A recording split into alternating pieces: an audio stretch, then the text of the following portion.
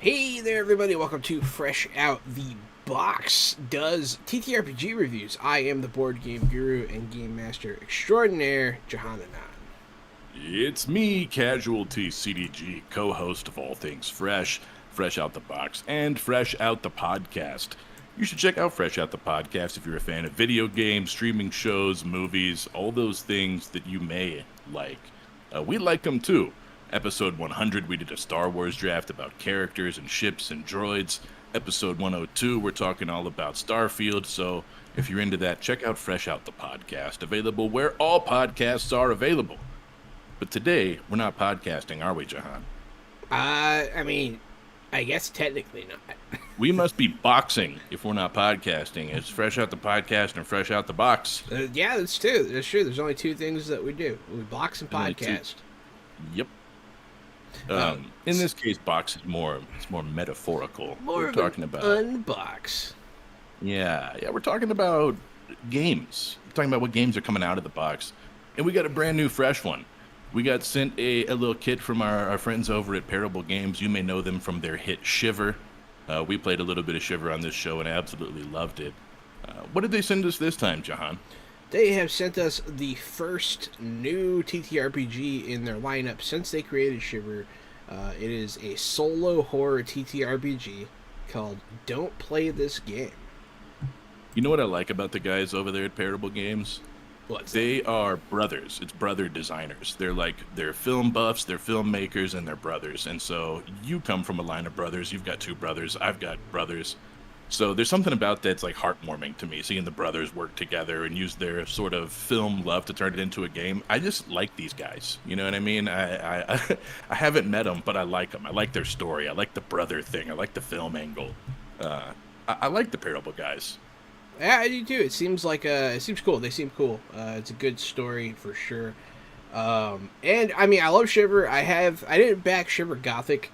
I was low on funds at the time, but I do have their two new ones, Shiver Blockbuster and Shiver Slasher, coming. So I'm pretty excited for that. But in the meantime, out of the blue, they sent us this, and I didn't know about it. They gave us a nice heads up. It's not out yet. This is all preview information for reviewers. It's it's easy to forget, but it's also such a great title.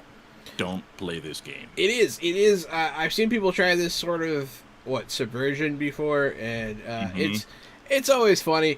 Well, like System of a Down famously had Don't steal this album.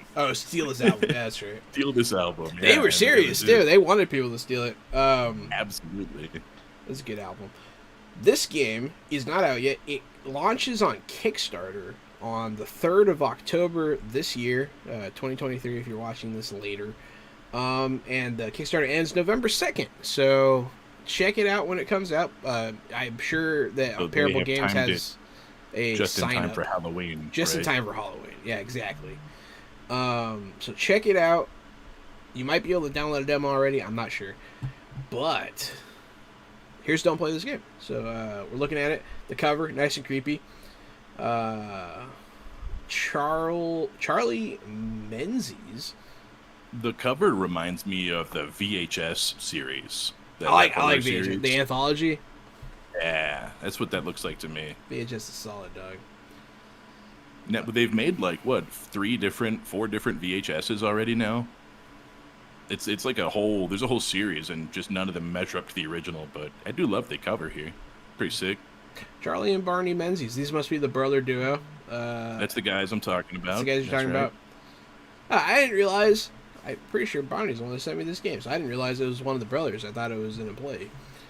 Hell yeah! But they did it themselves. They're a small production. They're a small production over there. I believe that they don't have too many people on board at Parables. I think it's the brothers. This is gonna sound cheesy, wanna... but they're a small production, but they deliver like AAA full studio quality products. I was it's gonna really say impressive. I don't want to undersell the artist or whatever, right? Like I didn't want to be like saying and they didn't use one, but yeah, if you look back, it does say that Charlie does the art, layout, writing, game design, and Barney does writing, editing, and game design. So It looks like Charlie's handling the art work, and Barney's handling the editing. This artwork's so good, man. In Shiver, I've thought about like getting tattoos of it, man. It's like really good. Damn, bro. It's like really good. You're trying to get that Charlie on your body. Try to get that Charlie on my body. They open up with safety tools. Then there's don't play this game. Then there's the game. Supplies, the anchor, staying alive, events, appendices, and anchor sheets. So there's a little bit to this. Safety tools, of course, are... well, they might be different in this because this is a solo RPG. They are. And I was looking at that. I was thinking the same thing. Usually we know the TTRPG safety tools are for a group setting, right? If a game master or if another player is treading into dangerous waters, you can veil, you can X card, you can move along the scene. But yeah, in a solo TTRPG, I guess you don't want to just get up and walk away from the game, right? So it looks like they have you asking some questions before you start playing. Yeah, it's good because the way this game was billed to us was as horror Pokemon Go meets Blair Witch. So it seems like I saw that there were some like real life assignments to do in this TTRPG, which is very interesting. So horror stories are at times distressing, shock, run, shivers. Okay, role-playing horror, especially in solo capacity. Okay. I found a little paragraph here. It says, the first safety tool for a solo horror experience we recommend using is a set of key questions when creating your character and getting ready to play. Character. Who is my character and how are they different from me? Draw a distinct line between the fictional character you're creating and yourself to keep a healthy separation. It's a good idea. Comfort. The experience of playing the game is a personal one, especially when playing truly solo. It's up to you to draw the line of what your horror character may face. If an event is too intense or draws towards a subject matter you're not comfortable with, skip it and roll again. That's a great rule, too. It's a good one, yeah. No, it's good because you're playing this in real life partially and by yourself, so I guess it's a good idea to remember to keep the fantasy separate from reality. It says the second safety tool we recommend using is a personal check-in. After completing a few events, set the book aside, see how you're feeling. If the game is becoming too overwhelming or the events are too many negative feelings, take a break. Games are meant to be cathartic, they're meant to be fun, but you don't want to overdo it. Fair enough. Keep in mind you're playing a creepy story, not a real one, it says. Yeah. So how to play, don't play this game. Oh, come on, please stop reading, otherwise it'll happen to you too. It says it on the cover, for Christ's sake. So this is like a chain letter that me and Gary are willingly reading. Well, if you're reading this, it's already too late. You're cursed now. Anyone who reads this must play this game, or bad things will happen. Trust me, well, I didn't play, and if you're reading this, then I'm dead. Are we cursing all the viewers by reading this to them, or do they have to read it themselves? I don't know, man. I'm not happy about this, though. Just willingly reading a curse? I mean, it's, written by normies. It's okay. Well, it wasn't written by Sure, witches. it's written by normies. It's not written by guys who know all about horror and occult, there you go, not cult, but occult knowledge and lore. Are you saying they played the long con? They created a trusted and loved horror brand to sucker people into their curse? This is how you would do it. This is exactly how you would do it. Well, tell me how. And people would be like, don't worry, it's just a normie. It doesn't matter if you read his curse. Hey, it works this is exactly how you would do it. He All works right, at a Menzies. civil I see what engineering you're up firm. to. He doesn't know witchcraft. All right. These Menzies are gonna own our soul by the end of this book. You must play this game 7 days. Something bad will happen. I ignored it. Blah blah blah. Told you so. So that's what that is. How to play. You should really play with me. You must play this game. So it keeps saying that you have to play in 7 days. This is all just fluff or whatever. 7 days. 7 days. You're still reading. So this is the game. Where does it start? Hello, you found me, and I found you. Let's play a game. Bad things are going to happen to you. Events in your life which you will not be able to stop. When these events happen, this book will ask you questions, and I want you to answer them. Write, draw, take pictures, or even paint. Anything that allows you to create a record of your experiences. If you ignore me, things will get worse. If you don't answer truthfully, things will get worse. The only way to win is to play. Finish the game and I'll leave you be. If you get to the end, the record will pass so the games can continue forever and ever. Doesn't that sound fun? So these kinds of journaling TTRPGs are, I guess they've probably been around for a while. They're new to me, and they've become increasingly popular. So this sounds like you could probably play, do your journal, and then pass the journal on to a friend to also play. So that's very interesting. More of this. I didn't believe it. So this is, yeah. I'm skipping through the lore here. I don't want to ruin it for anybody. Yeah, bounce through the lore. So one of the things we do want to see is, pretend that you're walking into like a bookstore, right? Your favorite local game store, and you see this on the shelf. You're going to look at the cover, right? You're going to pick it up, flip through the book. So I think the things that I'd want to know, I want to look at the artwork. I want to know what kind of system we're using, how to play the game. And then see, sort of the setting, sort of what there is to this game. You're so, going to let's like flip this through. part, Gary. It uses a full set thing. of role-playing dice. Not custom dice? No, full set of role-playing dice. Oh my god, thank you, Parable Games. Last time, I love Shiver, man, but I told Jahan and I, we always have this debate. It's the two of us. We go head-to-head. I don't like custom dice. He does. He likes to have them for his collection. He likes to have them to show off. For me, it's a one, and I can only use it once. I can never use this for anything ever again. It's a waste of time and it's clutter. I don't want custom dice. So, thank you guys. It's at Parable Games. People are usually pretty split on the issue, I've found. So, I feel like that means there's no wrong answer. I think they're really cool for a board game, and I'll always stand by that. That's because fair. Your board game has all your things that go in your box and all that. But a TTRPG is a book, and I don't want a book and some dice. I'd rather have a board game with the custom dice. It's not that I'm totally opposed to them. I just don't think that the TTRPG space is where they're needed. So the dice are used to find the next event. I think it's the entity's sick idea of putting fate in your hands. When it asks you to roll, just do it. Occasionally, if you have to choose between two things, it'll get you to flip a coin. See, the way they phrase all this is really creepy. Mm-hmm. I think that's why they put the safety rules up top, so it's like, hey, this is all fake. Calm it down, Because, honestly, it's kind of like, I'm like, do I have to play? I'm kind of nervous now.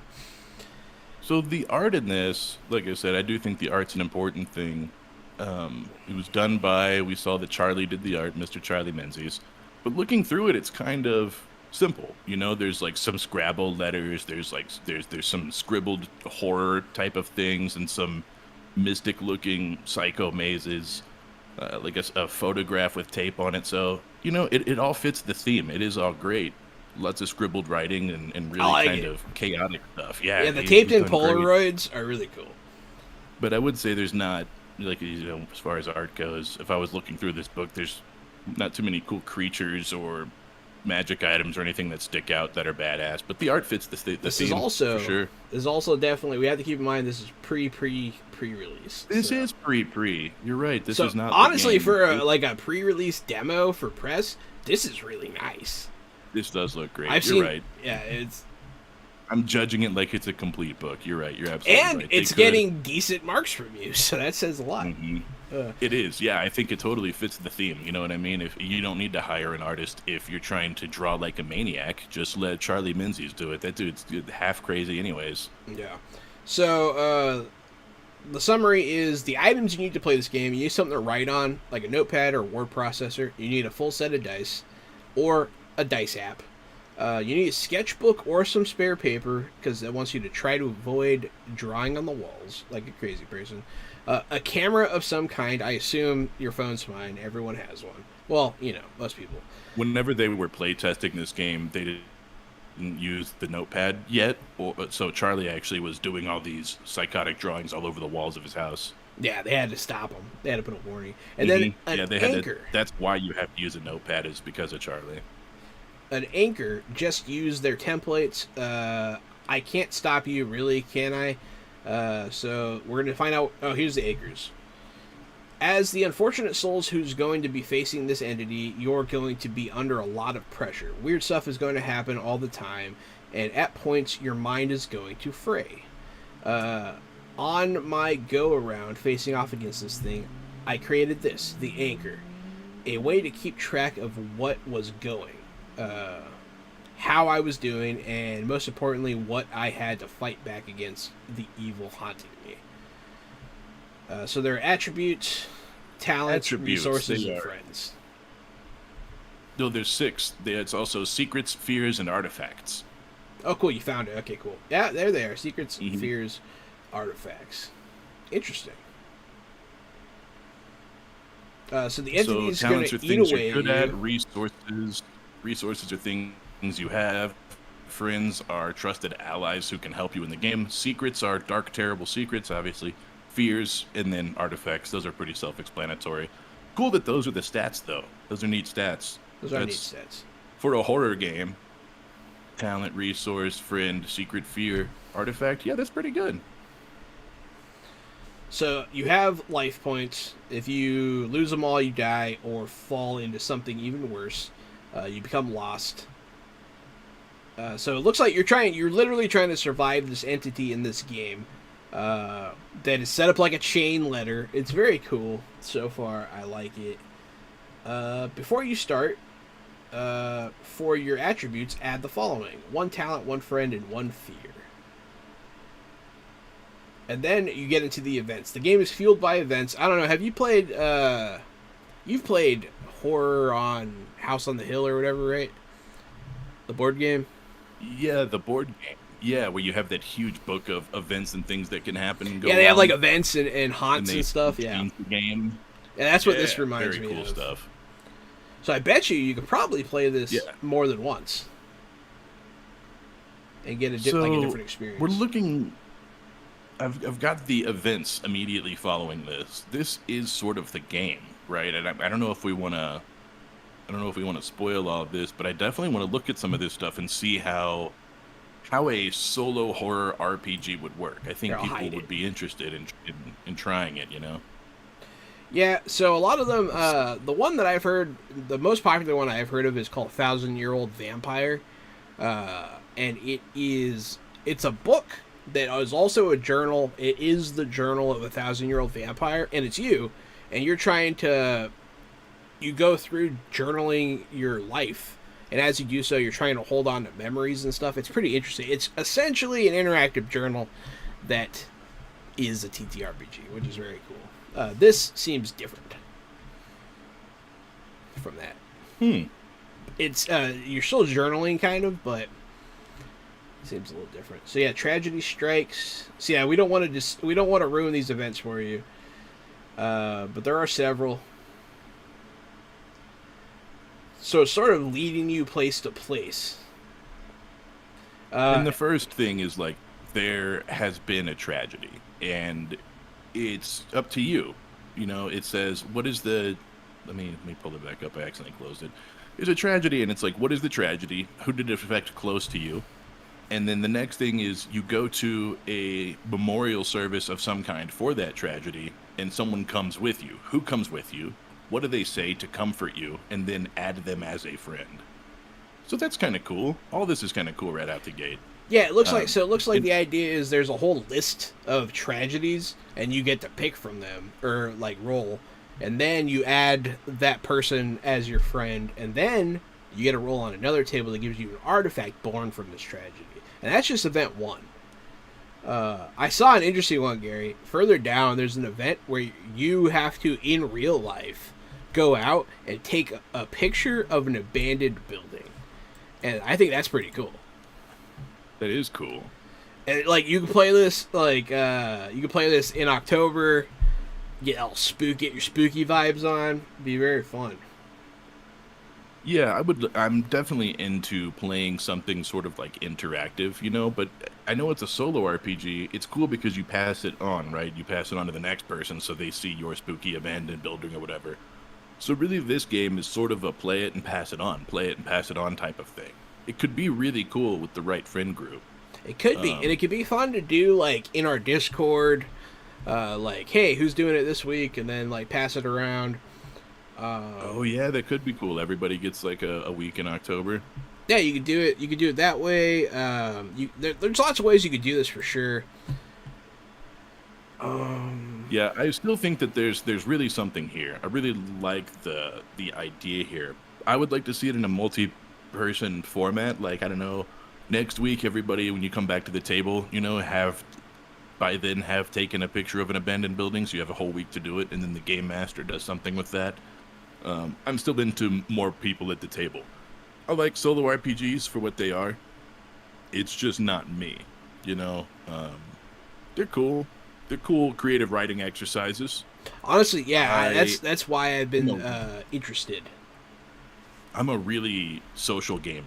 Every game I play on Xbox is multiplayer. Even when I'm playing Starfield, I'm trying to invite people to a party to chat. So I'm a social gamer. I think this game does look really cool, and I like what the guys over at Parable Games do. Yeah, if you're not into solo RPGs, they also have Shiver, which is definitely not a solo RPG. So you should check that out. This Parable Games, very fun stuff.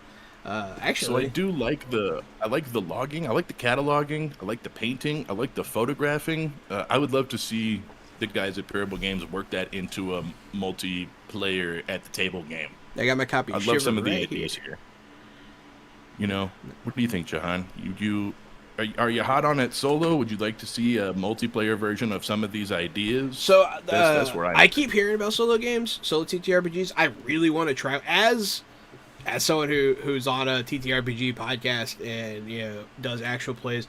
I just want to broaden my horizons, and as a writer, like you said, it's a good creative exercise, a creative writing exercise. So it would be very fun to check out this game in that capacity for sure. 1,000-Year-Old Vampire seems very fun. I'm probably going to pick that up at some point. This one, I mean, they sent it to me, and honestly, I'm kind of scared what happens if I don't play it, so I might give it a shot.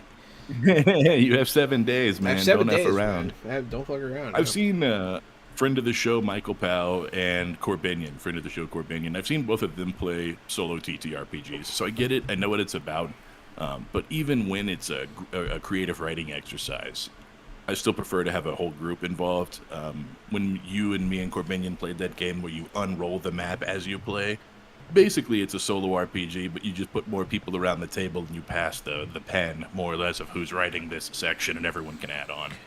Yeah, that game was That's fun. That game was from It was Deercorn Games. I don't remember what it's called. And then also, That's I have right. another one called Costal that is a solo RPG that I still haven't had a chance to play. So it's That's right. We're not definitely here to on promote my those to-do games. list. We're here to promote Don't Play This Game. Yeah, by don't play Parable this game. Games. Parable Games. We are not paid by this company. Just Nope, FYI. they just sent us the stuff. We took a look. I told you guys I like them. I got the brother thing. They got the brother thing. So I like them. I like the Menzies. I like what they're doing. I like some of the ideas here, and I'd like to see them in a different game made by Parable Games in the future. I really like what's going on here. I'm about excited specifically because Parable Games is expanding their making more games. list, and I think I'm thrilled for them, and I think they should, because the more games they make, the more likely it is that I get to work on one. And these kind of off the wall things, the painting, the pictures of stuff like that, that's what's missing in tabletop games. There should be some more what did you say? More Pokemon Go elements. You can get outside for your tabletop game. You can get outside and then come back. It's not so bad if you get outside once a week. I think you could build that into the game. Me likey. Yeah, I like the real life interaction of this game. It's a breath of fresh air in the space for sure. Everybody, you should check this game out for yourself if you're not sure yet. Don't play this game from Parable Games. It launches on Kickstarter October 3rd of this year. Ends November 2nd. So check it out just in time for spooky season. By the way, we will be playing spooky games all month long. But that's neither here nor there. Don't play this game from Parable Games. We think it's worth a look. I say it's fresh. It's definitely fresh. It's a fresh game. So certified fresh out the box by both of us. And you have anything else for it, man? Nah, man. Let's get out of here. Let's talk about another game. Let's get out of here. We'll come back. We'll talk about something else. Oh, you want to talk about another game? Well, yeah. Let's talk about another game. Do we have one? We have one on the docket. We have one on the docket. Yeah, absolutely. Can't you feel it? Can't you feel it all around you, pushing in, trying to implode you? Can't you feel the pressure? By Jonathan Hicks. Under pressure. Looking down on me. Yeah, Jonathan Hicks. We've been fortunate enough to have Jonathan Hicks on the show, running us through his other space-based game, Those Dark Places. Very fun, nice guy, based in the UK. This was sent to us. The file is empty. Oh, I have it right. Isn't that crazy? I tried to open it in the Google Drive and it's showing empty. This jerk off file. Didn't you got sent the email, right? Yes, but it only had one download thing, so I forwarded it to you so you could do the download. Oh, well, I'll sort this out right away, sir. Yeah, let me get eyes on pressure. Let me get eyes on it. Yeah, 1 sec. I am a fan of John Mark Hicks also. I follow him on X, and I think I just followed him on Blue Sky, actually. I definitely tagged him and told him we were looking at his game. He's a big fan of, like, the Alien series and that kind of stuff, so he always posts a lot of hard sci-fi and cool-looking ships and stuff like that. He's a cool guy.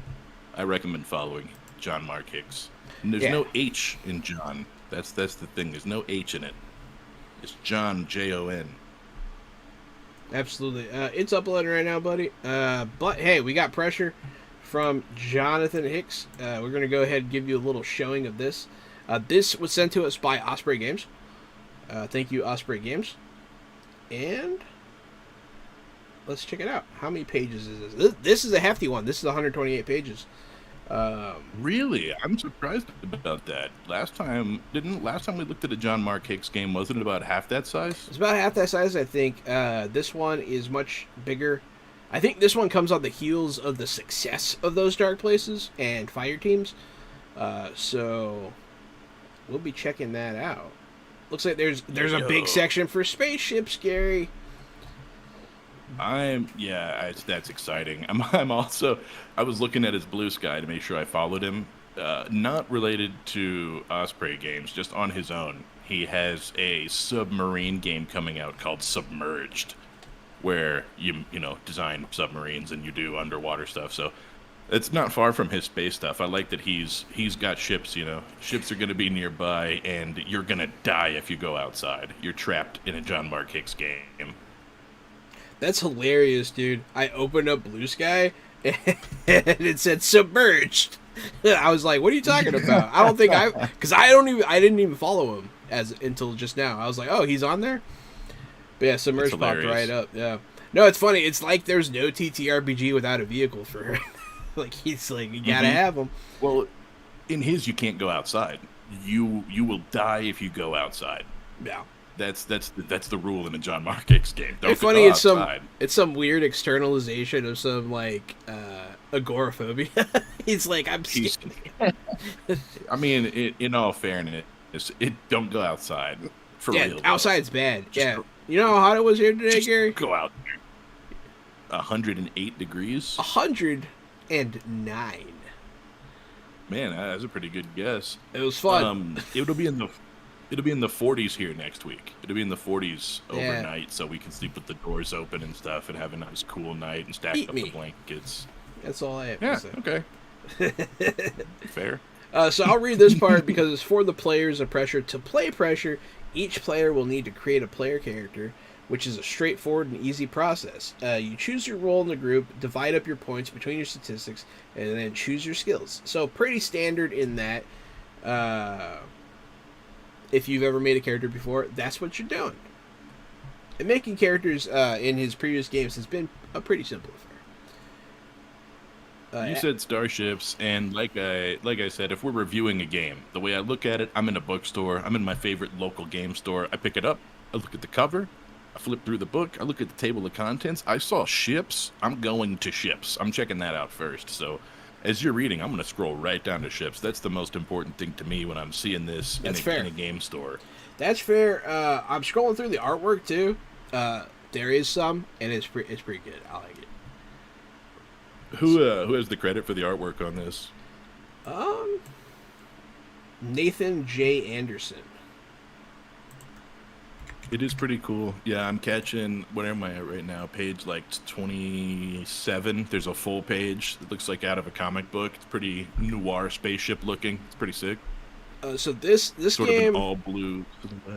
a lot of his series of games are sort of in the vein of like that OSR. They're pretty like simple when it comes to Lethal. they're simple and lethal in the style of OSR. So the stats in this game are: you have CASE, Kase, charisma, agility, strength, and education. Those are your 4 stats. CASE, yeah, CASE. And that's why we call it a case file, is what he says, which, you know what?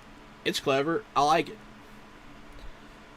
Isn't the other game by John Mark Hicks? What's the first one we played? I forgot the name of it again. Not Those Void. Dark Places. Those Dark Places. I like that one. Didn't it also use the case system?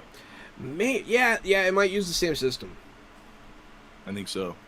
I don't want to put you on the spot. We don't have that one open right I don't have now. that one open. But I think it does. I think that's the same system. And we played it, like, I think 2 years ago. But yeah, it might have. JMH, that's that John Mark Hicks, baby. They got skills. It looks like I'm starting to... It looks like each stat has 5 skills associated with it. So you got your bargain, con, leadership, perception, streetwise, charisma. So pretty. It's not too hard to imagine what's on these. Pretty standard. But yeah, these games are typically. It looks like this is going to be another one that's very good for, somebody doesn't show up for game night. What are we playing? Oh crap, we need to roll up characters in like 5 minutes, so let's do this and have a good time. I found an awesome piece of artwork that made me laugh. You can zip down to page 47. Show that one off to the stream. That's a pretty good one. The guy hanging from this car.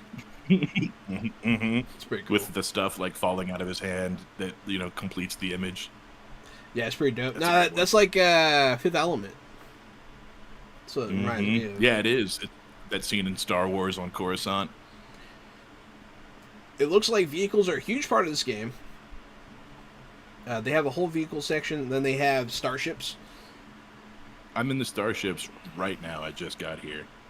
It looks like they have service vessel, salvage, cargo, research, exploration, transport, combat cruiser, battleship, and private vessels. Those are the different identifications. Absolutely. Keep it simple. Yeah, a little bit of everything. You don't have to shift through 12 scout ships to figure out which one's the best. It's also to help you name your ship. So the ships would be preceded by 4-letter acronyms that start with DS, that stands for deep space, and then the following 2 would be your vessel's intended purpose. So it would help you put a title on your vessel like DSSL for Deep Space Salvage, or DSBS for Deep Space Battleship. So it helps you, it's built-in flavor. It's the kind of thing that when you're building, I look for this kind of thing in games. It's built-in flavor. Yeah. It's already there. When you're naming your ship, it helps you get a 4-letter classification. That's something that when you're naming a ship, it can be hard because you can name it whatever you want.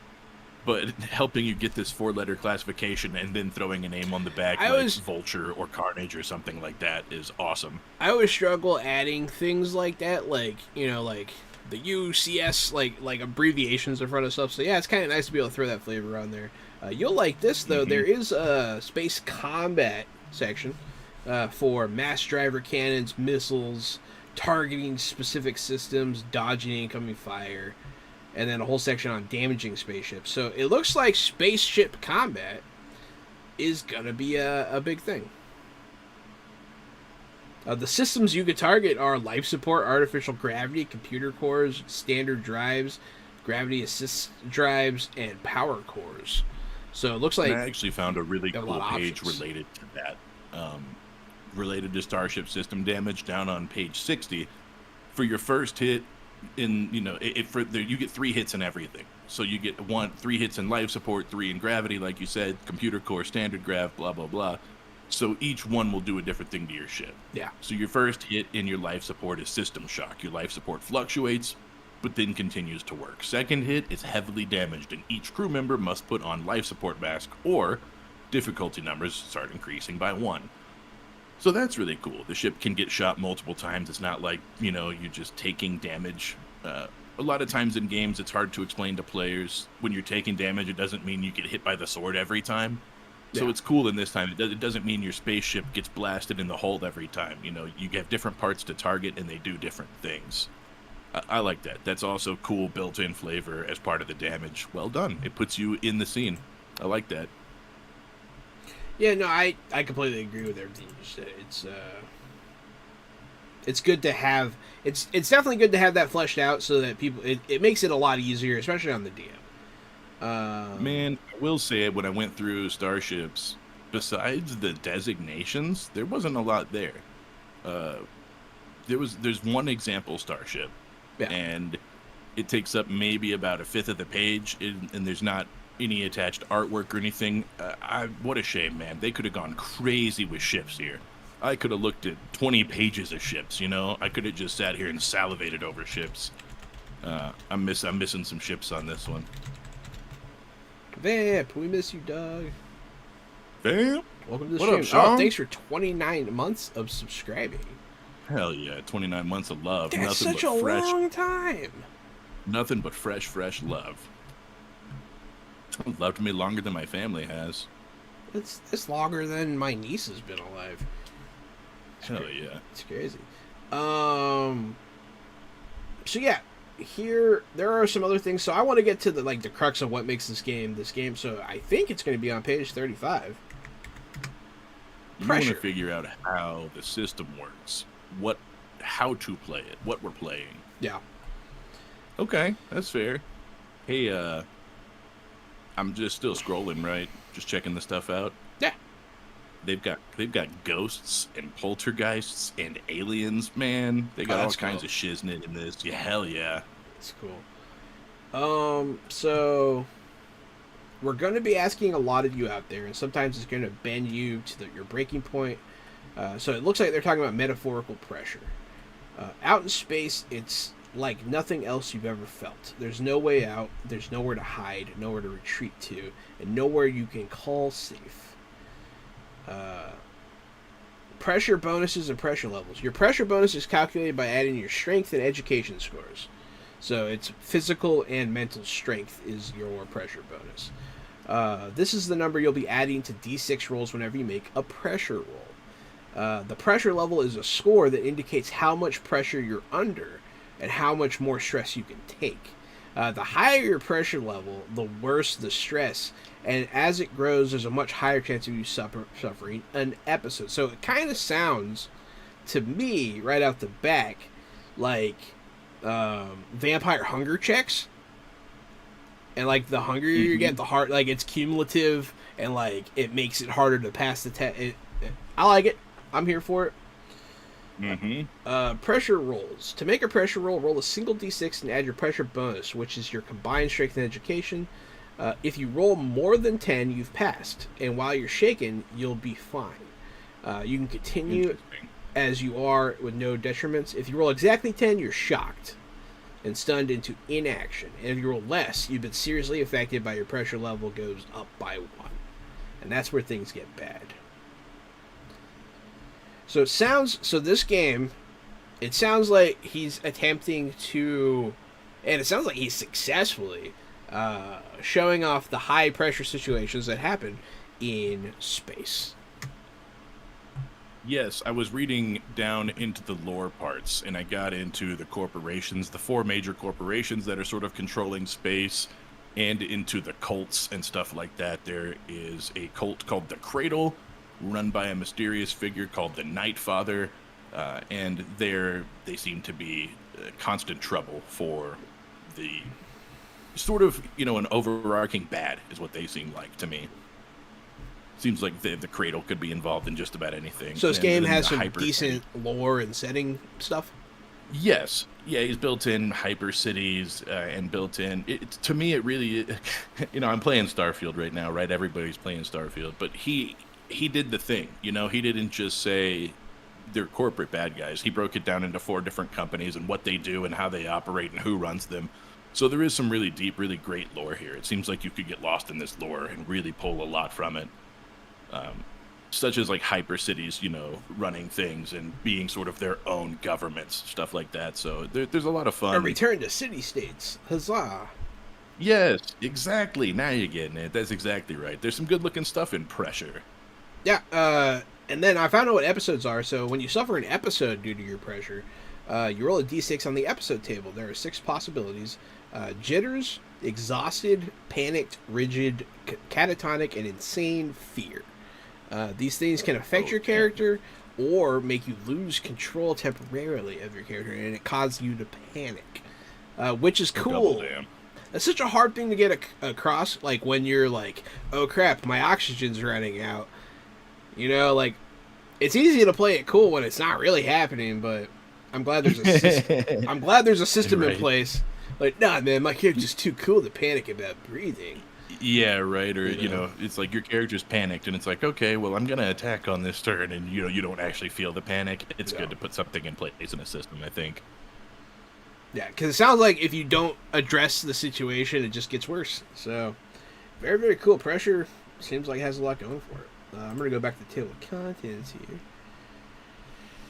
here. What else do we want to know about this game?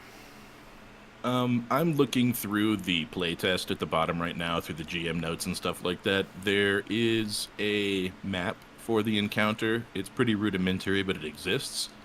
And then, of course, down towards the end of the book is the player sheet, the character sheet, which I think, to me, seeing a character sheet's always important. I want to see what they're about. Let's show off this case file. It's on page 127. And it looks pretty good. Looks pretty good. It's a one-sheeter. Yeah. It is a one-sheeter, but it's big. It's a big one-sheeter. It's split into the appropriate amount of sections. Plus, when you say a one-sheeter, really you're going to have to flip this thing over for your notes section. Yeah. And for important NPCs and stuff like that. I like one-sheeters, man. Well, I don't believe it's a one-sheeter. I see it's a one-sheeter, but the other companies that make it a 2-sheeter, it's just because they add the stuff that you're going to put on the back anyways. No. They add equipment and they add allies and friends and they add location. It's like, well, yeah, of course I need to write that down. That will never be a 1-sheeter. I'm going to have to write, this will be 2. I don't mind it's on 1, but it's always going to be 2, you know what I mean? I mean, fair enough. Yeah, absolutely. This seems to me like it's still lethal. It's still dangerous. It's still space. It seems like it might be a little bit better for extended games, maybe multiple sessions. And it just seems pretty fun. What does advancement look like in this? So I did see something really funny. That it was talking about elite fire teams, right? Which I do believe John Marks Hicks has a game called Fire Team Elite. And it says if all of your skills are maxed out, once all your skills are maxed out, then you're considered to be the top of your class. You're considered to be the top gunner of your class, or whatever it may be. And then you play Fire Team Elite, is what it said. And it was like, but let's not talk about that right now. And it moved on. I was like, oh, that's sick. So I don't know. If we had Fire Team Elite in the other hand, we may be able to see how these games pair up. But I think they're connected. I think he's connecting his lore. His lore does seem very connected. It also seems like it's compatible. So like maybe you could use multiple books here. I hear a lot of good things about Pressure. It looks great. This is his best book yet, in my opinion, from what I'm seeing. You do gain experience. So after you complete a mission, you're given an experience point, a single experience point, and you spend experience points to increase your skills at a cost of the new value of that skill. So it can take a while to level up, but it is a thing you can do. Let me try to find that Elite Fire Team nod. 41.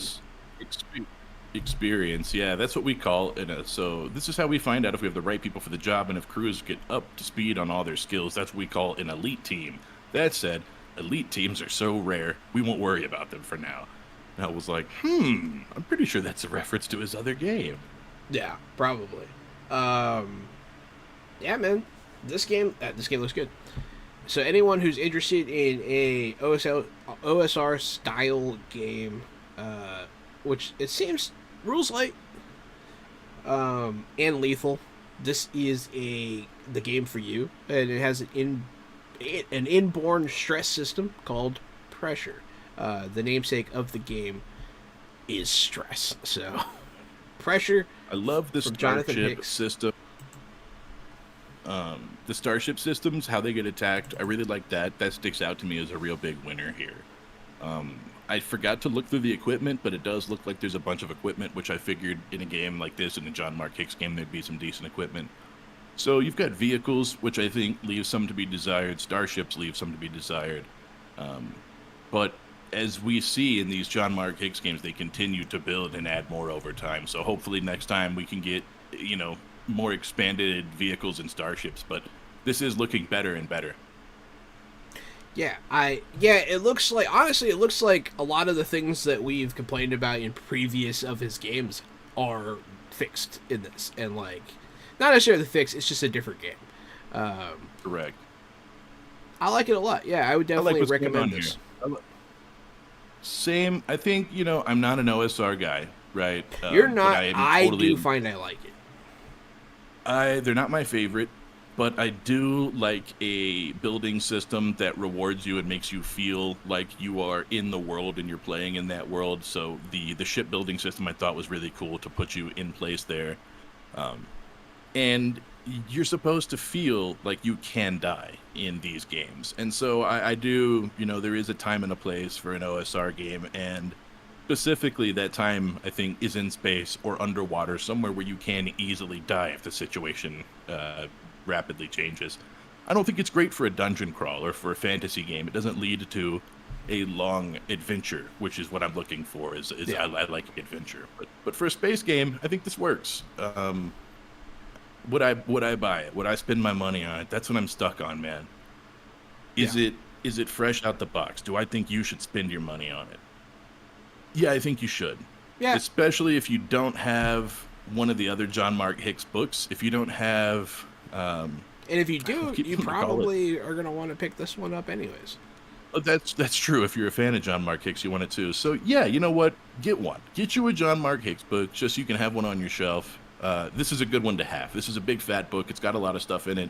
And I would love to see him come out with a bigger book with even more stuff in it. It's Pressure's off to a great start. The problem with it is that I want more. Yeah. And that's a really good problem to have, If you're asking for more, they did something right. So, you know what? Let me call it fresh. Let's say it's fresh, and the only problem is you're going to want more. You're going to want more Pressure. That's a good problem to have. Yeah, I do like this. I do like OSR, and you're right though. You're spot on the money with the whole. If anything should be lethal, space and submarines should be lethal. You can't really he screw knows what around he's with doing. those. So I enjoy OSR. If you're a fan of OSR, these are solid. These are solid. They're more enjoyable than a lot of the ones I've seen. They feel less meat grindery and more like, oh, something actually went wrong. You know what I mean? Which I feel is an important distinction. It doesn't feel like the game's trying to kill you. It feels like life is dangerous. You know, it's like, I don't know. So check out Pressure from Jonathan Hicks. Also not sponsored. Just, this is... It's also by Osprey Games, and that's really who we are friends with John. That's why we keep saying his name. But this is Osprey Games. It's sent out Osprey by Games them, sent this so to we us, should, yeah. we should be saying their name. This is brought to you by them, by Osprey Games. Check them out. Check out all the other great games they have on their website. You know, not just the John Mark Hicks games, but go to Osprey, look around. Friend of the show, Alan Barr, has a game on there. Heiress to Heresy. It's got some new stuff coming out also. So go check it out. Check out Osprey and the things that they have in their line. They have a lot of stuff. One of the ones that I've had my eye on that we've gotten a look at that I liked a lot was Shadow and Sigil, which is a sort of modern World of Darkness occult style game with like an X-File vibe. That one's pretty solid. But yeah, Osprey Games Speaking has a lot to offer. X-Files, I just was about to tell you, once we did our Osprey pitch, I wanted to talk about John Mark Hicks again. Yeah. He's got an X-Files game What's that's this coming game? out in 2 days. It's called Department X, and it's like literally coming out in 2 days. What? It says a rules light role-playing game of conspiracies, mysteries, and cover-up, and the whole front cover is black and white. It's by Farsight Games. That's his new company. His Farsight Games is his indie company. But yeah, it's speaking of, so he's got the submarine one. He's got this X-Files game. Yeah, he's our guy. Loving John Mark Hicks. I'm gonna throw this up on the screen for everyone to see real quick. Department, yeah, comes out in 2 days, and it's not gonna break your bank. It looks like it's only $1.25. Oh wow, hell yeah! I don't know if that's a limited time price or what, but No, it's rules light, so it's almost like a zine. So it probably is just him releasing. You know, he probably just had some leftover ideas he wanted to get out there. I went ahead and added it to my cart. I'll be buying it all the way after this. Hell yeah. 1995 DVDs have just entered the entertainment market. The PS1, the Internet, and Windows 95 were made available to all, and the role of technology in everyday life was on the increase. So I guess it takes place in the 90s. Yeah, it seems like a solid X-Files style game. I'm going to buy it and check it out. Maybe we'll show it on the show. Yo, I might need to ask John for this. Yeah. It looks like he has a 2-page supplement for deep space role-playing games that's just spaceships.